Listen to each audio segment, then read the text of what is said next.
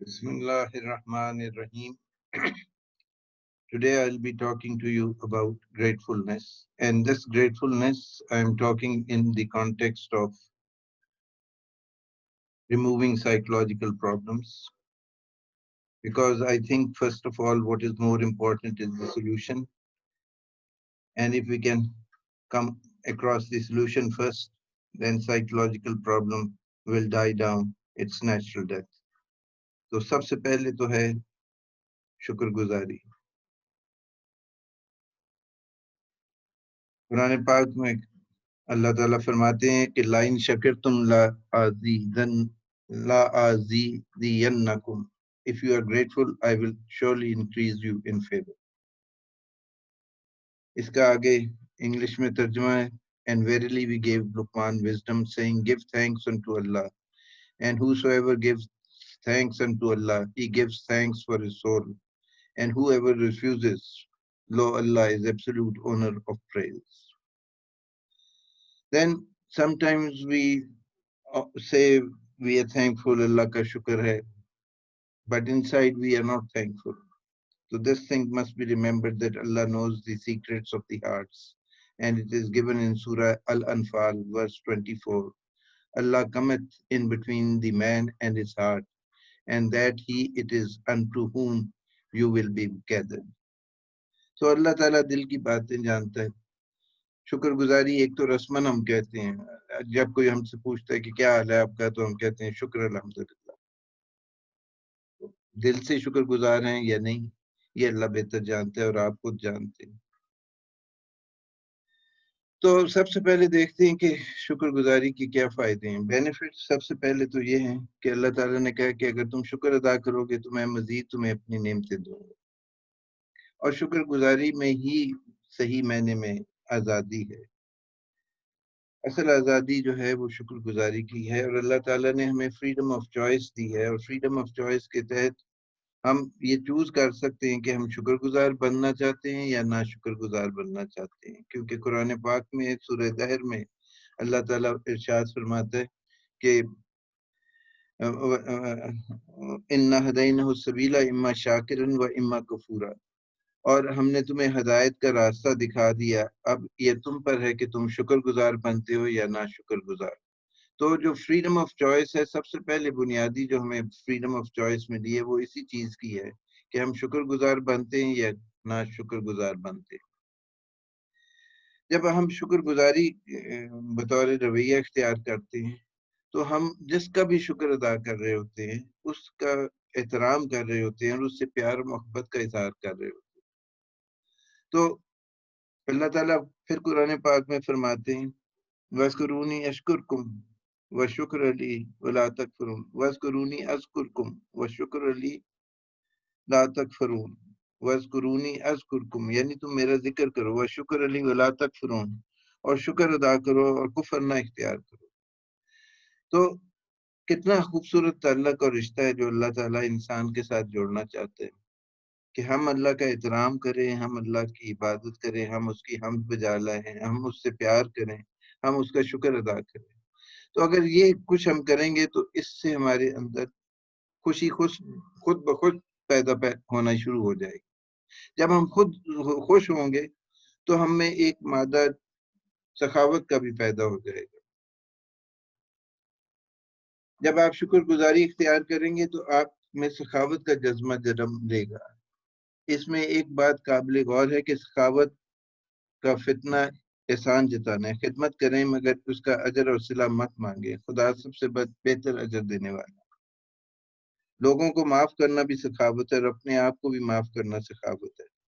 जब आप शुक्रगुजारी और सखावत इख्तियार करते हैं तो आपका अल्लाह ताला के साथ राब्ता मजबूत हो जाता है, और नाशुक्र लोग जो हैं वो खुदा की नेमतों का इनकार करते हैं.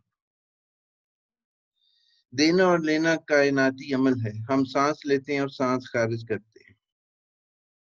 तो if we are grateful, then we are following the natural rhythm of life. जिंदगी हर का हर तजर्बा ہمیں موقع فراہم کرتا ہے کہ ہم شکر گزار ہونے کا ثبوت دیں۔ شکر گزاری کا ایک فائدہ یہ بھی ہے کہ انسان کا ذہن کھلا اور کشادہ رہتا ہے اور ہدایت وہ خوشی سے قبول کر لیتا ہے اور دنیا کی خوبصورتی اس کی نگاہ میں سمانی شروع ہو جاتی ہے۔ اب اس کے لیے کچھ افرمیشنز آپ پریکٹس کریں، یعنی اپنے آپ کو کچھ نہ کچھ فیڈ کرتے رہیں، ایسے تھاٹس جن سے آپ میں وہ خود اعتمادی پیدا ہو کہ آپ رائے حق پہ چل رہے ہیں۔ تو پہلی چیز جو ہے وہ اپنے آپ کو انعام یافتہ تصور کریں، پھر اٹھتے بیٹھتے اللہ کا شکر ادا کریں، کوشش کریں کہ تنقیدی جملے کم سے کم ادا کریں، جو زندگی میں مشکلات آئیں ان کا بھی شکر ادا کرو کہ وہ آپ کو کچھ سکھلانے کے لیے آئی ہیں۔ اور علامہ کا شعر یاد رکھیں کہ تندی کے بعد مخالف سے نہ گھبرائے خواب، یہ تو چلتی ہے تجھے اونچا اڑانے کے لیے۔ اور اسی طرح دوسرا ان کا شعر ہے، تیرے بحر کی موجوں میں اضطراب نہیں، خدا تجھے کسی طوفان سے آشنا کر دے۔ تو جو کام بھی کرو شکر گزاری سے کرو۔ حکمت کے ساتھ ملی ہوئی آیات آپ نے پہلے سنی ہے سورہ لقمان کی۔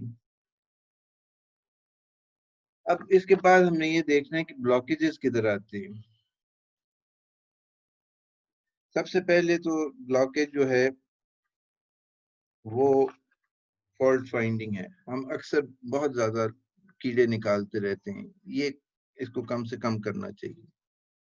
آئیڈیلزم میں پرفیکشن کی طرف ہم جانے کی کوشش کرتے ہیں، جیسے پرفیکشن کی طرف جانے کی کوشش کرتے ہیں تو ہمیں عام کام جو ہے میڈیوکر کام وہ اتنا پسند ہی نہیں آتا۔ بہرحال اس میں مزید بحث کی گنجائش ہے۔ صرف بات جو نقطہ آپ نے ذہن میں رکھنا ہے وہ یہ ہے کہ منیمائز فالٹ فائنڈنگ، لوگوں میں کم سے کم لوگوں کو تنقیدی نگاہ سے دیکھیں، پہلے اپنے آپ کو دیکھیں تنقیدی نگاہ سے اگر دیکھنا ہے، اپنے میں فالٹس تلاش کرنے، نہ کہ دوسروں میں فالٹس تلاش کریں۔